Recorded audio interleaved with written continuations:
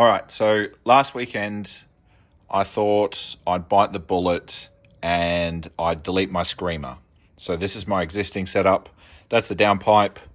This was the screamer. So it used to come off the wastegate and just go to atmosphere like that. The piece I wanted to make, which is this here, I just wanted to run it into here. Ideally, what I would have done is gone out of the wastegate and into the mid pipe down here, but I didn't want to take all the rest of my exhaust off. So I reckon, I mean, it's a shallow enough angle. My car's not, you know, the most high performance thing in the world. And what I learned a lesson about is these flanges. So this flange and this flange I bought as a set. Okay, there's a male with a lip and a female with a receiver. Okay, so there's one of these welded on to the downpipe of the car that goes there. What I discovered is that if you have a look here, this piece that goes with this piece that I welded on, it fits that nicely, but it doesn't fit there. And so when I put my existing downpipe on, it leaked from here because this is another set that I bought, and this is a correct set. If we have a look here, it's probably a bit hard to see in the light, but this lip is thinner. So what I'm going to have to do is chop this off and weld this proper one. Because see how that fits up flush now? So now my downpipe won't leak. In fact, it's not that side. It's this side. So this receiver groove here, I'm going to have to chop this one off and put this on here because this one is the same as that.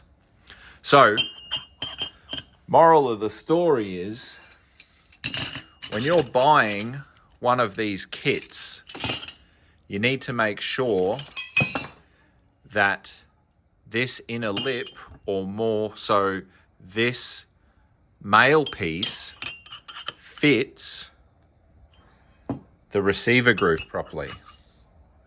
See how that doesn't fit properly? And now that one does. So this one here, this one and the one that I used is an ProFlow or Aeroflow. It's probably the most common, this one. That's it there. I'll put them both side by side again. So when you look at it, this one has quite a thin lip and this one is thicker. Actually, I can measure for you. So this one's about 2.3 and this one's about 2.8. So that's the difference, alrighty?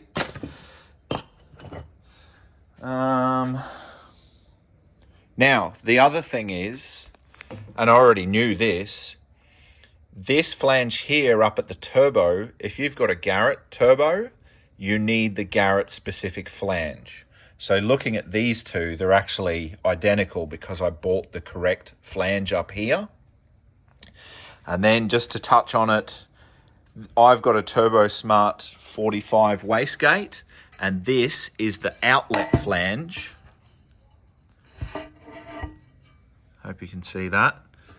This is the correct output flange for the wastegate 45. So you need to make sure that you get the correct flanges with the correct size lips, etc. That way it all bolts up properly and it doesn't leak. All right, I just thought I'd share that. Please don't be too critical of my welding. I'm just learning. But if you found that helpful, leave us a like. Click subscribe because it really, really helps. And thanks for watching. I'm going to go work out how I'm going to chop this off and weld that new flange on. See you later.